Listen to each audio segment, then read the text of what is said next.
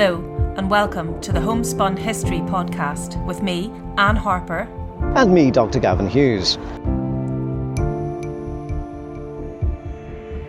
Join us as we attempt to weave history and music together to tell the stories of the people, the places, and the landscapes that we love.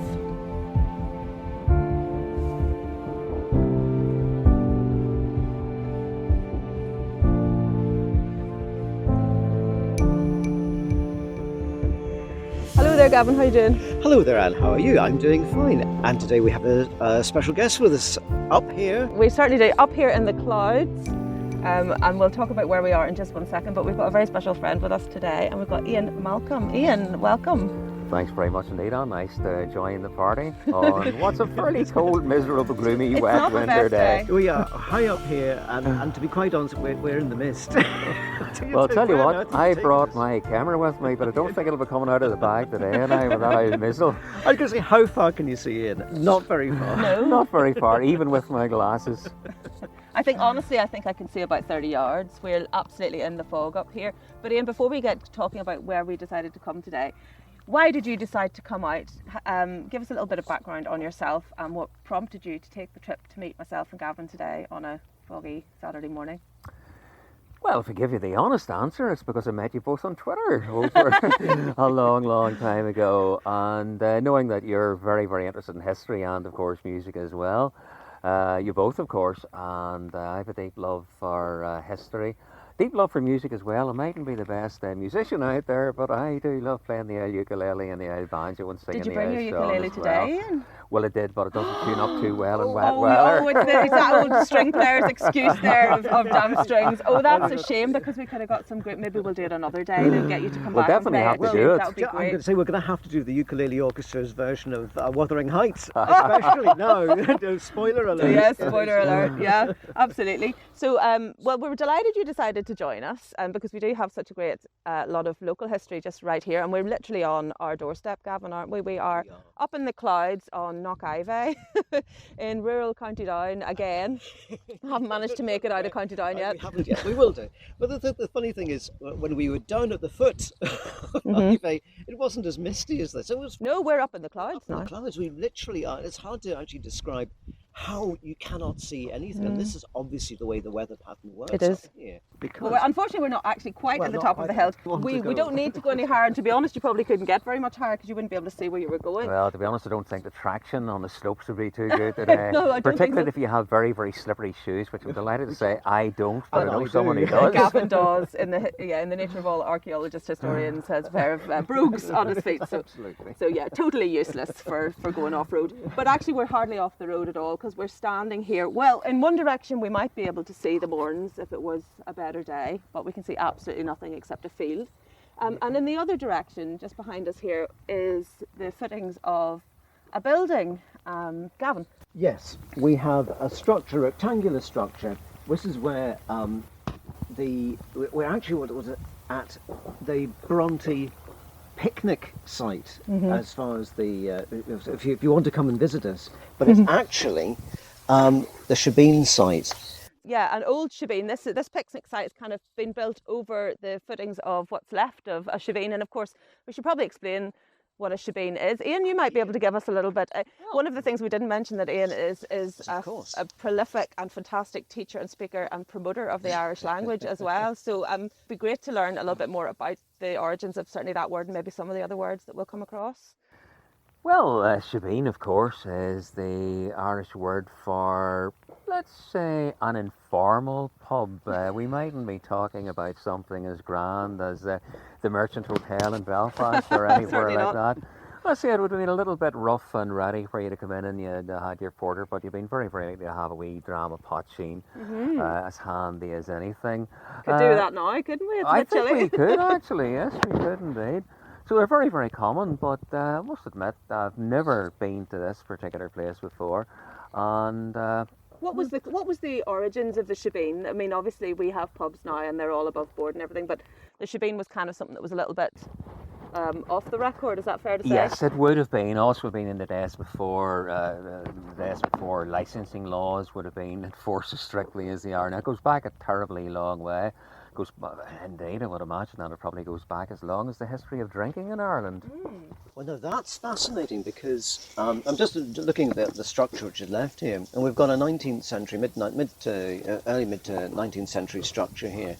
And I noticed that you go in, it's rectangular, there's a doorway, it goes down into basically two levels with two sort of chambers, two rooms. A bit of another structure up there would probably be the house or attendant house, but by whoever would have actually had this as an operating sort of like a pub kind of thing. But what fascinates me is the fact that we're up on Knock Iveagh, out of the way of the excise and customs and the Royal Irish Constabulary, who would have probably been roaming around so up for looking for illegal stills, and from Rathryland to Banbridge.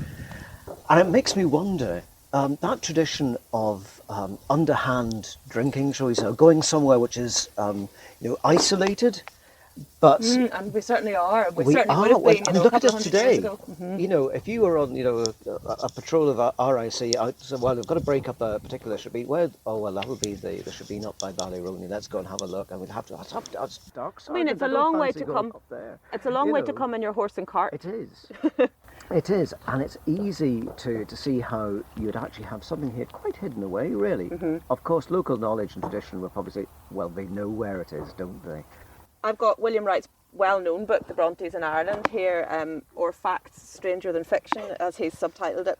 And it does talk a little bit about the drinking tradition. I think a lot of people have taken issue with some of the things that William Wright wrote, but he does say that everything the Brontes did, and we're talking about Hugh Bronte, who was Patrick Bronte's father, so Patrick Bronte being the father of the Bronte sisters, the famous writers, who was born very close to where we are now, and his father Hugh. And back in the day, it says the whisky was as good in quality as the roads.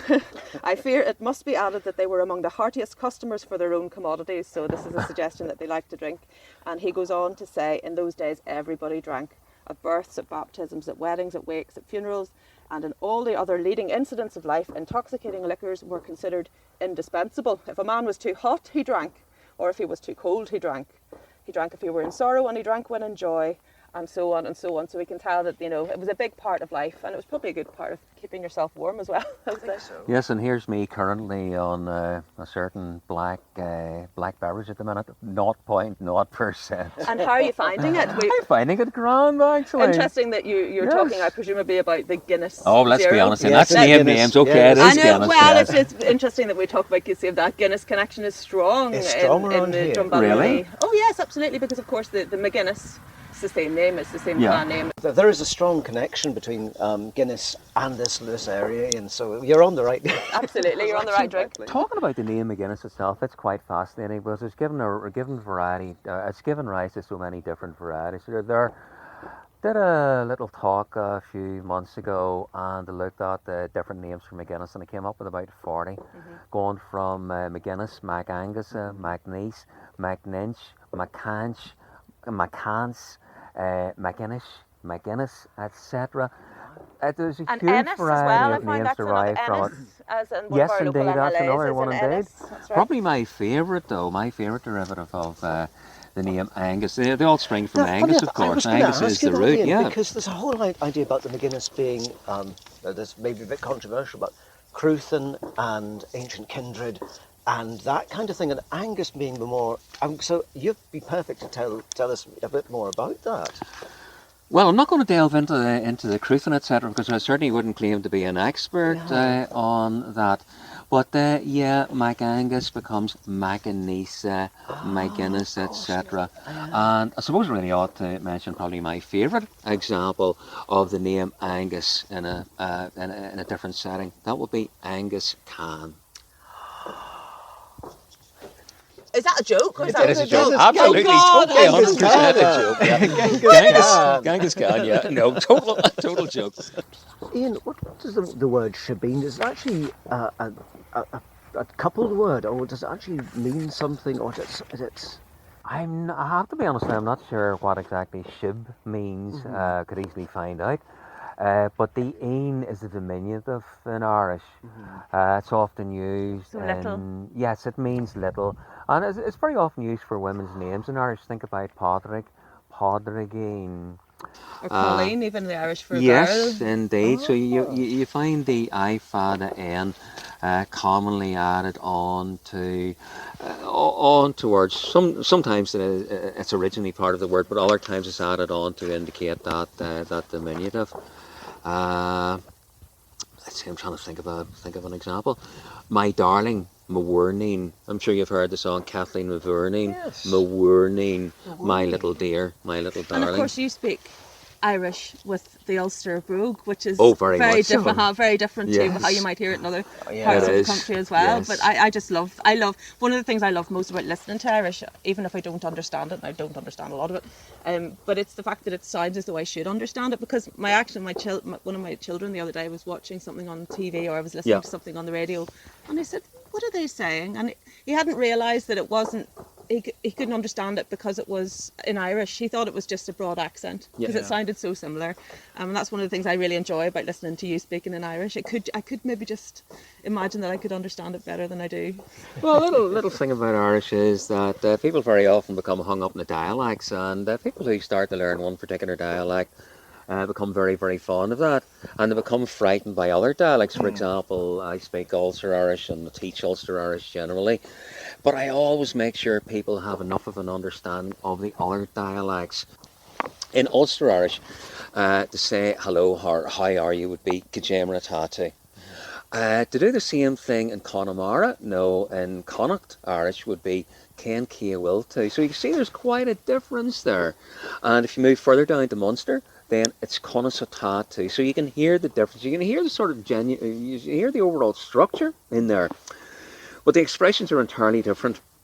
And would that maybe carry in, because we know that a lot of the people who came and settled here in the sort of 1600s and before that even came from Scotland, and they spoke Scots Gaelic, but it seems that they sort of adapted and sort of localised quite easily, and presumably because they were speaking a language that was sort of very similar. Lovely stories about that, yes indeed. So many people in the 1600s were indeed from Scotland, and were Scots Gaelic speakers.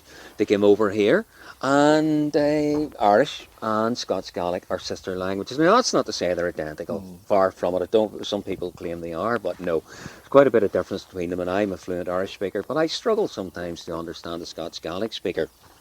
But it's often said that the locals and the incomers understood perfectly. There were some little translation difficulties, but to give you one fine example of that, it's said that round about Larne and Carrickfergus direction, that the settlers or the planters could perfectly well understand the local Irish.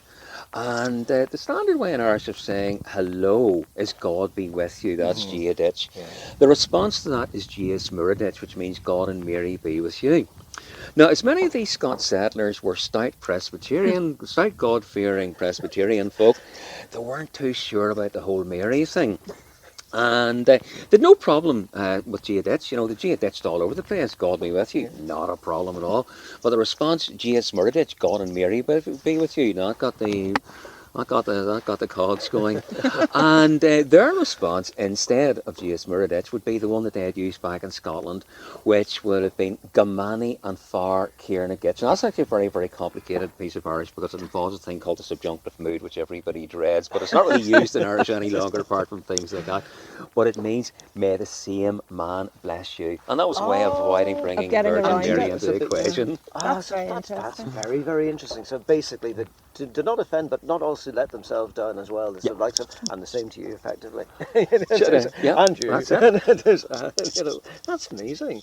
I mean, whenever they came over to Carrickfergus and Larne, there must have been quite a lot of understanding of various kind of the same kind of cultural kind of sort of references. Because the Scots lived in a similar sort of cultural way to how they were living here, you know, in a chieftain kind of, and a demesne and so on, in clans, basically. So the sort of social setup was similar, as well as the linguistic setup. Well, I actually got a little piece of Irish, an article that I found, and I had to dig it out of the Queen's Library with a little bit of help from a few friends, and it's an article about Knock Iveagh, which is where we are right now, written by a man called, well, you'll probably say this name better than I will. Bran McCrenner. Crenner? McCrenner, and that would be the Irish for trainer. Right, okay, so Brian Trainer in the anglicised version. Well, this was published in December 1959, and he describes this place as it was in just almost into the 1960s. Anyway, this is a little bit of an English translation of what he writes in Antaltach in a beautiful Irish. You know the way that the Irish is way more, it's really lovely poetic language anyway, and this is a lovely translation of it. Knock Iveagh is in the centre of South County Down, 788 feet high, on your right as you travel the main road from Banbridge to Rathfriland, which we now call the B10. The barony of the Iveagh once belonged to the powerful MacAngus clan, and the chieftain of the clan, who would have lived in the principal dwelling of the clan in Rathfriland Castle a couple of miles away, was inaugurated on this hill. And where would you find a better site for the ceremony, since from this position the new chieftain, should he cast his eye about, would be able to view his territory just as I viewed it on that May morning. Well, I think we can see a little bit further now. We can. Oh, actually we can. Several You fields see away, several fields, yeah. but we certainly can't see the amazing view that they're describing in this article of the Mourns in one direction and all the way to Slemish Mountain in the other direction over the Belfast Hills. So if we were to be standing on top of Knock Iveagh right now on a sunny day, that is what you would see. You would see as far as Slemish in the distance and all the way beyond the Mourns to the Cooley Mountains in Gullion in the south. So it was really, he was able to survey his whole domain. So hopefully you'll come back on a better day. And maybe get a look at that. I really must come back another day. As I said, I don't think my camera's going to come out of its bag today. No, so we started in this footings of the old Brontes shebeen on the Knock Iveagh Hill, which is actually a great place to come and have a picnic, not on a January Drake morning like this one. There's a little touch that I find interesting at this site. Obviously we're on the hill of the MacAngus, we're on the inauguration hill, but we've got that crossover of cultures here where we had the sort of Gaelic chieftains and now we have the sort of Scots Ulster Presbyterian kind of shebeen, and underneath this information board on the concrete somebody has carved into the concrete a sort of very rustic picture of a horse and a rider. Well, we know who that is. What is that? It says, Remember, 1690, I rather presume that's King Billy. I think it is, but it actually says Rember. Remember. Slightly misspelled. Oh, yes. Rember 1690, and then a picture. So that's very interesting. Somebody who's straight up here with their finger in the concrete. Oh, that's wonderful. That's wonderful. Just amazing, isn't it? It is a little piece of sort of modern.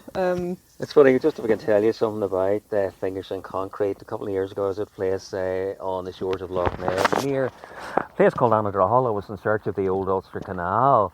But it was there, and beside the loch, just as it entered Loch Ness, there was a name half scratched in the concrete.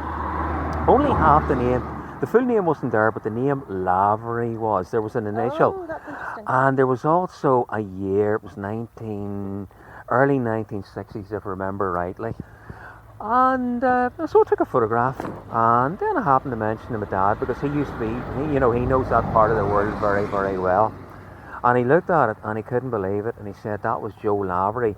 He was great with them way back during the 1950s and 1960s. They'd knock around, they went fishing together, they got up to all sorts of things. And that had been there for such a long time. So it brought happy memories back to my dad. That's fantastic.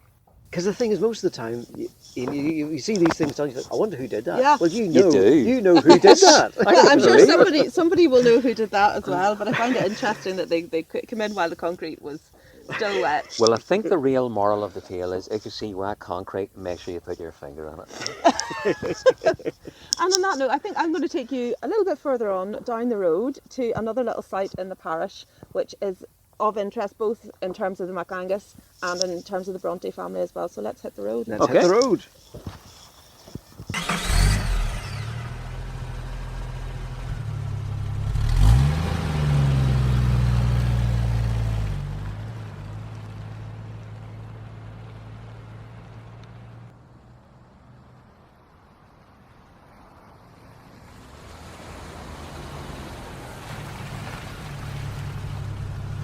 Well, Anne, where are we now? The gloom has lifted slightly. As I said to you just, I think it's brightening up. Spoken like a true optimist, Gavin. Yes, it is. It is a little bit bright. In fact, we can see a little bit further, which is just as well, because I want to point a few things out to you. So where we're standing now, we're at almost at a crossroads, a traditional crossroads of four pointed crossroads, country lanes all running into one another at the foot of another little county down drumlin.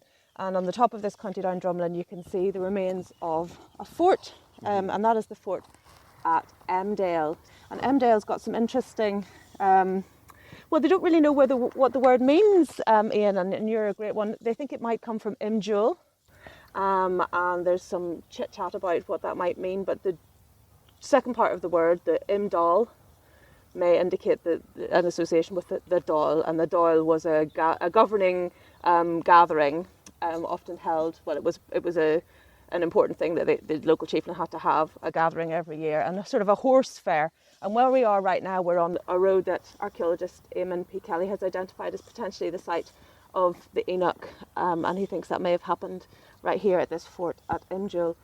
So the horses would have been raced on this road that we're now standing on, or something very close to it, in a circular race all the way around this If you hill. look at the field pattern, the surviving field pattern, it actually does follow a circle. And I think And the townland itself is circular, so Emdale circular, townland is yes. circular. So we think perhaps that name comes from the association with the Dáil, or the gathering that was potentially held on this fort. But this fort was obviously, so it was important. It was an important place, but it remained an important place for a long time. And we are actually just at the foot of that, beside a very small little cottage, just looking up at that fort. And this little remains of this cottage is where Patrick Bronte, the father of the Bronte sisters, was born. Was born in 1777, and it's a classic, like sort of the remains of a 18th century structure, very Shall we go small in? cottage. Yes, let's go in.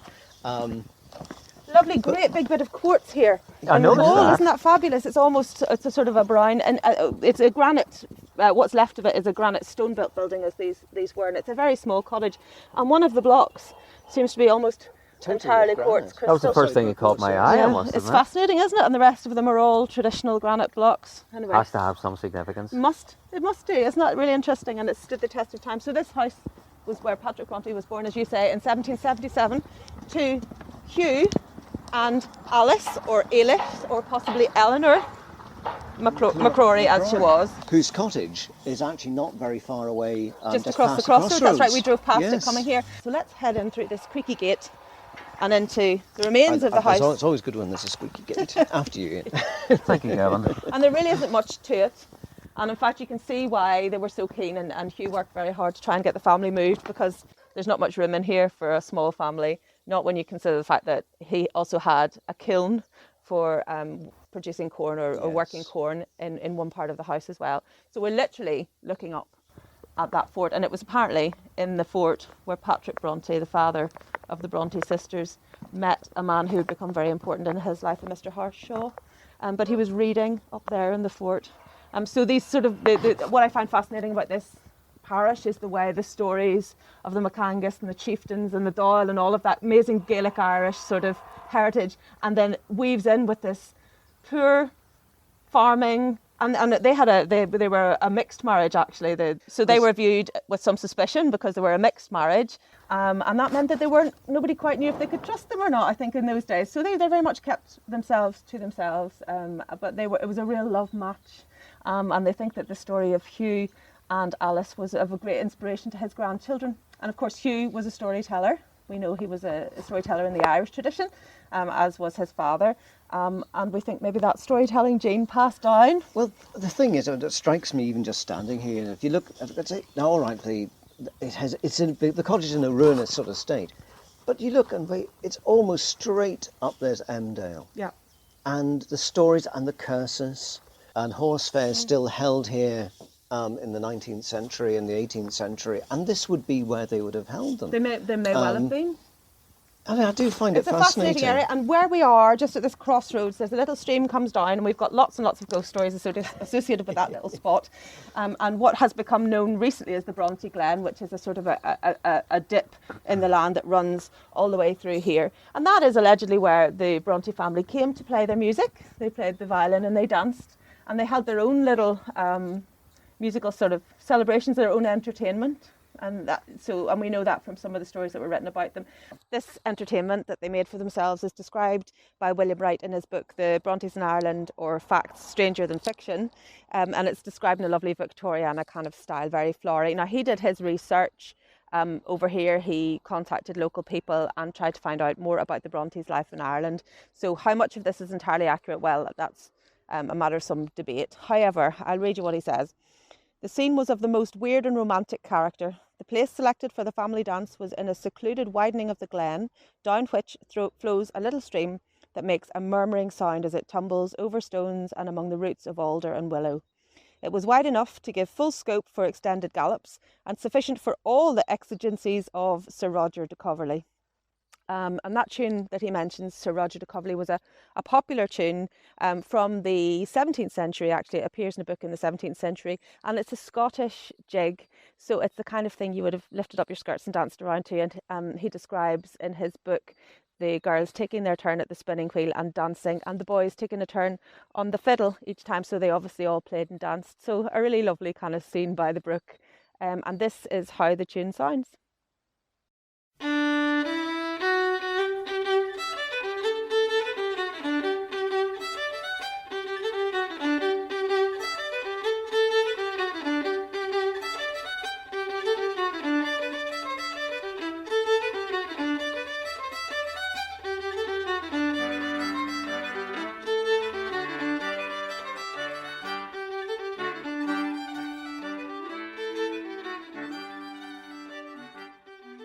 It's funny that something that began in this rural part of County Down, such a humble little cottage as well, has really given rise to one of the greatest literary traditions of all.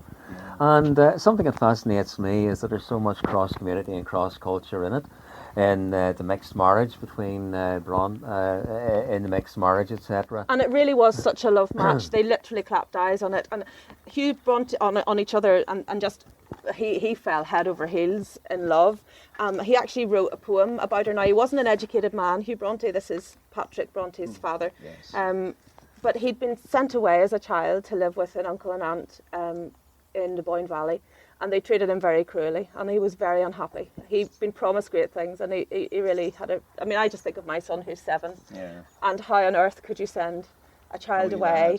Yes. But that was very common in those days, and so he was sent away, and it was only when he became old enough to fight back that he made his escape with a little bit of help from a neighbour.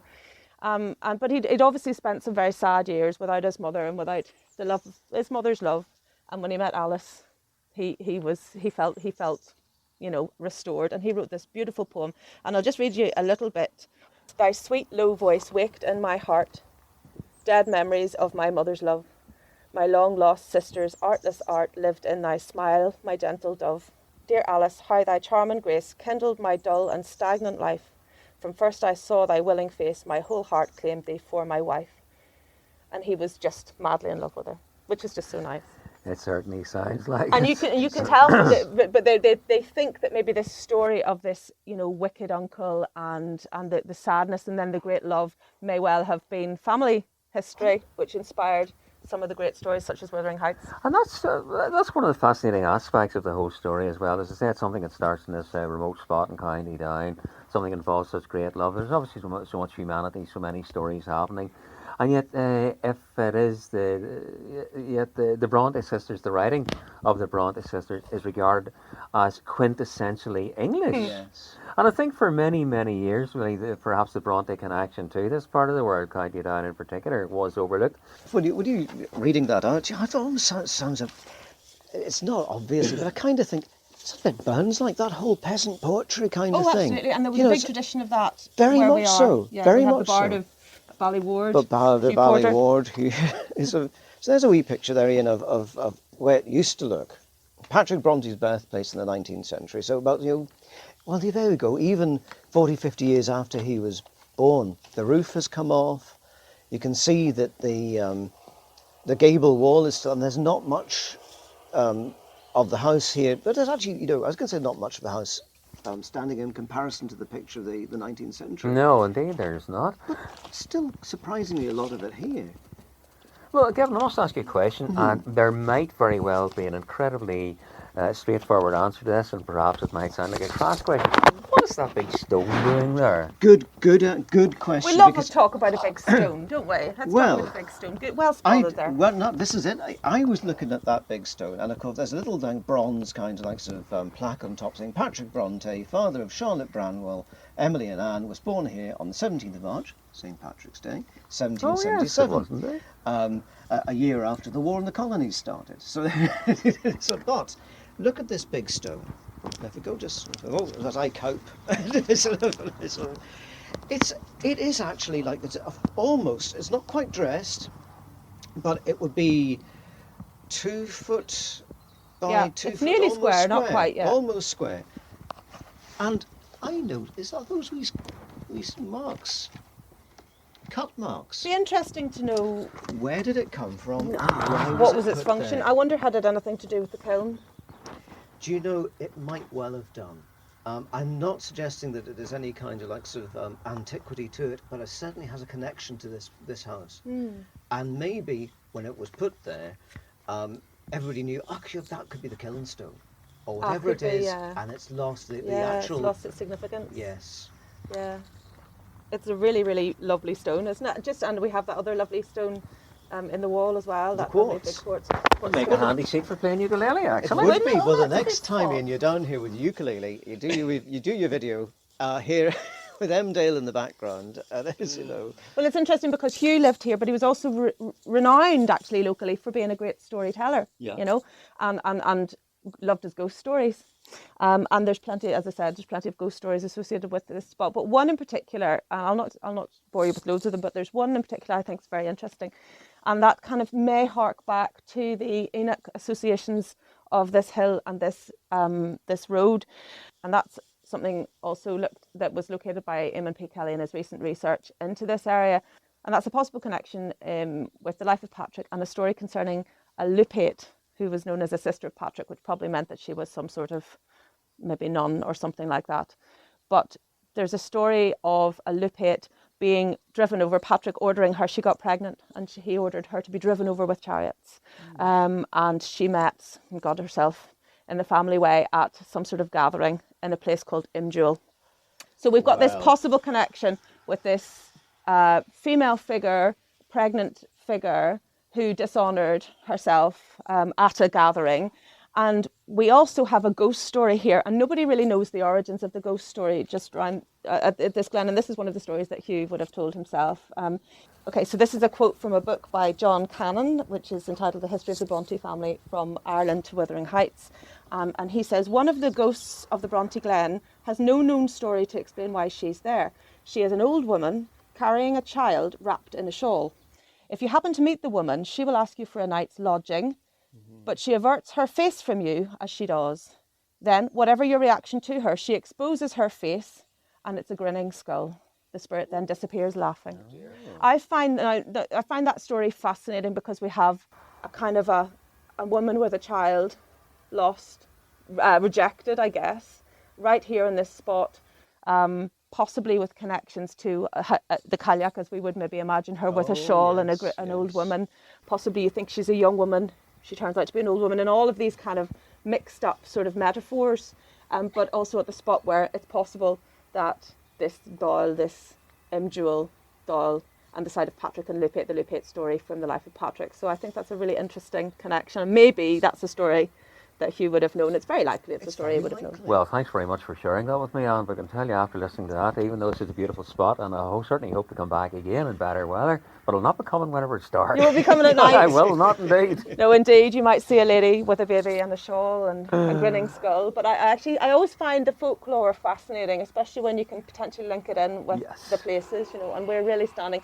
And Hugh was living right in the middle of that really rich heritage, and I'm sure he knew all the stories. There's another one about Headless Horseman, of course, Gavin, which you'll love. Yes. We'll tell that one another day. Well, I was going to say that my granny was from Lurgan, and she always used to say, you have the fairs. You should never go anywhere near a fair, because her father always used to say about fairs always being there's always a bad sort at fairs. And you think so? Well, apparently, I think in this story it was someone from another clan, a little bit further that way. and she was in a lot of trouble for it, and it's very cruel. But of course, this punishment that Patrick metes out, that this woman should be run over by a That's cart. particularly cruel. It's very considering- interesting if you think about the story of Alan Macca and the story of Macca being forced to run a horse race, and we're back to the horse races and the fallen, or the woman with baby, and it does feel a little bit spooky. And I always think, Ian, that sort of where there's water and there's this stream running down here, and we've got the crossroads, liminal you boundaries, know, you all of see. these It's boundaries. all formed. come together, actually. Quite a fascinating place to be born, I guess. I mean, Ian, do you think that, you know, seeing this particular cottage and the landscape here is almost untouched, isn't it? You kind of think, and this is, you said, where the Bronte kind of like sort of legacy, mythology, almost really does stem from this wee neck by this wee crossroads. You know, I mean, and so much of this amazing parish's stories come from here, you know, and it's overlaid layer upon layer of history. Mr. Like, slow on the uptake here. You're just saying about the ghost. Well, of course, Cathy. Oh, You're at Wuthering Heights. of course. But you know, they're coming from a family with a storytelling tradition, a father who was a wonderful orator. And we're just actually by the window. That's where the window of, would have been. It's me. I feel a bit spooked Cathy? by that. Oh no, Yeah. stop. Anytime. No, but I mean, you're not wrong. That fusion of landscape and mythology and ghost stories and the great stories that their grandfather would have been was renowned for telling. Exactly. You know? So we do have a little link there with We the do. Brontes. As you were saying, Ian, earlier on, perhaps when we weren't recording, you know, the Bronte connection always seemed a bit tenuous. Maybe it's stronger than we had considered, you know, because it's sort of Maybe in we the should stories. indulge it a bit more because, you know, I think whenever I was growing up in Banbridge, it was always, the Brontes, we've got nothing to do with the Brontes. And then suddenly you kind of thought, well, no, we've got lots to do with the Would they Brontes. have come up with those amazingly kind of evocative and touching stories were it not for their own family history? You have to ask the question. I know. Personally, I think it was all part and parcel of their cultural upbringing. I think in many ways, in a contemporary way as well, the story of your family is something that's always with you, and even whenever you've grown up and you're just going about your day-to-day life, that those stories still inform your past, they still inform your present, and in many ways inform your future as well. Thinking, for example, of I'm sure you're familiar with Shankill Parish Cemetery in Lurgan. Yes. The old graveyard goes back a very, very long time. That's where many members of my family are buried. And whenever you go there, you're very, very conscious of your own past, and think too, you're conscious of your own mortality, really. Yes. But whenever we're here, we're sort of just moving through a landscape. We're just very, very temporary. We're talking about ghost stories, but in a way as we are ghosts lost in the mist of time. We are here now, but in another 60 years or maybe a few less, we'll not be here. Exactly. And other people will be retracing our very own steps. And I think that's one of the inspirations, actually, from my own perspective, and to make the podcast, to tell the stories, because if we don't tell them, and if we don't talk about them, and if we don't visit and share them, they get forgotten Well, very one quickly. of my favourite places, no, it's nothing to do with this part of County Down, it's County Armagh, a place called Listenementary in Old Ringford, between Lurgan and Portadown. It's one of my favourite places. I go there for reflection. I'd probably be there at least once a fortnight. I have to be honest, if you come across me there, somebody it's supposed to hear me playing the banjo. That's actually, lovely, though, but- that you saying that you go to that place for reflection. And I mean, there are so do. many instances, and this is something I know I've done myself, and Gavin, you have your own places that you go. And obviously, Patrick Bronte enjoyed this hilltop for that reason. Well, in reflection. not very regard, I asked Gavin about this stone, and it's because whenever I go to Listenementary, there's a big stone like that. It's not surrounded by any building or anything. I sit down there, I just reflect on the world, and it's a place that's just beautiful for clearing the memory or clearing the head. But every time I'm there, I'm very, very conscious of the people who built it, the people who were there before, over 1,500 years ago. That always fascinates me.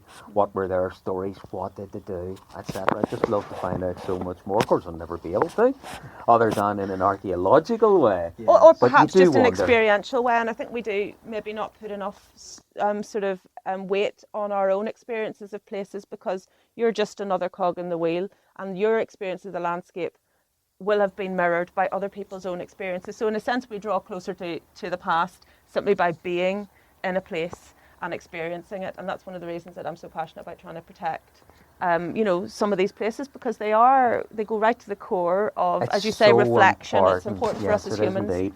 I'm thinking of things that actually go down to your very core. Very often whenever I'm out listening to it, there's a farm very, very close by, and all of a sudden a cow will give a massive big bellow. And it just brings you back to something sort of almost primeval, some sort of instinct within us. Well, it's funny, in the summer I've been here, I think maybe even with you, Gavin, and I've heard the whinnying of horses from nearby fields, and it's just brought me back to that. We actually heard that. We did hear that, and It's brought me back to that idea of the Enoch and the wildness of the horses, and the sort of those times that you can almost touch them. You're almost there. It's like when the time we were at Ardbryn and you could hear the cows, and it was almost like the horn. And when you and Arlene were, and you thought you heard this mysterious horn. Yes. But these are all things a part of experiencing landscape. And maybe that's something we're beginning to lose in the 21st century as we get more, An interesting point about horses is that they feature in many, many place names as well. And animals, particularly the horse, are such an intrinsic and essential part of Irish culture. Yeah, but they were sacred too. They were Yes, almost deified. You've got absolutely. the horse goddess. Yes, of course. And of course there was all these descriptions of people coming to barbaric Gaelic Ireland and seeing these incredible ceremonies where kings would bathe in the blood of horses and all this kind of stuff. Whether I think that was a Roman. It was. I was going to say it was also like an observation of Celtic practice in the Iron Age. And that's sort of something which kind of like solidified the whole notion of the barbarian, the bearded ones, and sort of a basic, sort of they did terrifying savage things, terrifying, yes, uncivilized. Yes. But the Romans and the Greeks weren't beyond doing uncivilized things as well. Absolutely, and maybe in some way trying to embody the horse into themselves in some way. Whether these ceremonies were actually the way they were described or not is another matter. It's interesting. The classical observers look at the Celts. And almost there are two things which distinguish them, symbols, if you like, which distinguish the Celts. It seems to be the wild boar, the boar standard, and the horse. And it's interesting that those two things seem to like predominantly figure on any kind of like sort of Celtic coinage that might survive, or any kind of Celtic imagery. It's we can almost envisage that Celtic horse, just done with a couple of lines you knew instantly, a bit like King Billy on his horse up there. Oh, you're right. Of course, yes. And the horse and the man sort of, together. I know, and now I'm kind of thinking of My Lovely Horse with Father Ted, which of course I just completely punctured that great idea. Dear Gavin. Just, by the way, the Irish word for horse is indeed capel. And Capel? Capel, C-A-P-A-L-L. And I've always thought of this, if you were lucky enough to have two horses, would you have a couple of capel? Couple. You indeed. A couple of couple? Couple of capel? Well, that's interesting, because the Welsh word is ceffyl. Yes. And when I was at Lampeter University, a toast, people say, oh, Iachadar, good health is in Welsh, but in Lampeter it was a horse trading town, the horse market, and the phrase was, Iachad Cyffilai, health of the horses to you. And that's just reminded me there now. But it was only ever as a greeting or as a toast in Lampeter. So your health would be horse related. Yes, horse related. That's very interesting, because Welsh and Irish come from the same branch of the family tree, of the Celtic family, but they went their separate ways. So theoretically, they've got a tremendous amount in common, but as spoken languages now, there's a huge gulf between them.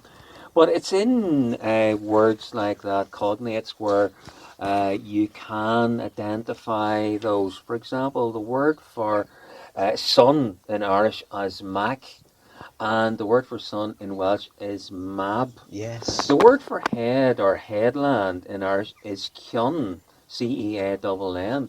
In Welsh, it's pen, Pen.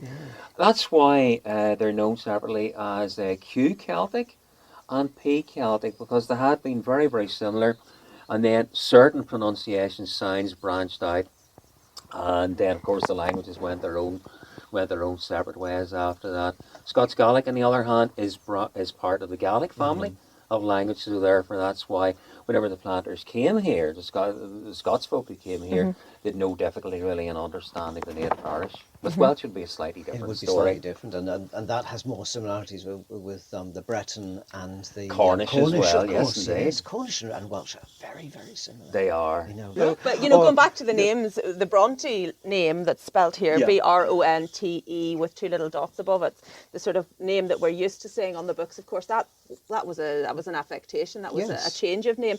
He was originally born a Prunty, Prunty. Prunty, which we think came from the Irish O Prunty. Yep. And that was possibly over County Fermanagh away that his family had originally come. So Bronte, which looks French now when you look at it, doesn't it? It's very actually comes from gentrified, O Prunty, you know. from the Irish. So and obviously, the language was mostly spoken, so it wasn't written down by the poor people. So it was how you said it that mattered, not how you spelt it.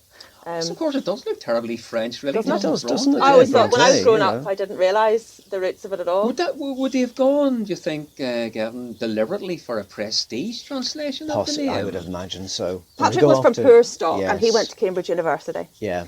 He was a clever man, and he had some good mentors, and he ended up at Cambridge. But his family, as you see where we're standing now, Yeah. were as poor as church mice. So maybe it was a way of trying to sort of gain himself a little bit more prestige, move and- himself slightly from the yes. past. And he could obviously disassociate himself in many ways from that poor kind of humble beginnings. Yeah. Can you hear that? I don't know if the I mics will pick that up. We got Hopefully. great donkey agreeing with you there, Gavin. Oh, it was ever thus. I was going to say that's the kind of horse I'd put money on in a race. Well, Ian, it's been brilliant to have you out here to Drumballyroney. And Gavin, thank you for coming as always. I was going to say, it always seems like we've kidnapped Ian and taken him, but we haven't. I have a really funny needed feeling, though, it. it's not going to be the last time we see you down here. I certainly hope not. And you can come back with your ukulele, and maybe we'll even have a jam. Oh, happily. Be great Wuthering fun. Heights. If you say so, Gavin. And on that note, thank you very much for joining us on Homespun Histories. Remember, you can download us from all your usual podcast places. Where you get your podcasts from. That's it. Or find us on Twitter or look us up on Facebook. Happy New Year. We'll see you next time. Leonor, if we watch you. Blythe and Authority. If you enjoyed the Homespun History podcast, don't forget to subscribe to receive alerts as new episodes become available.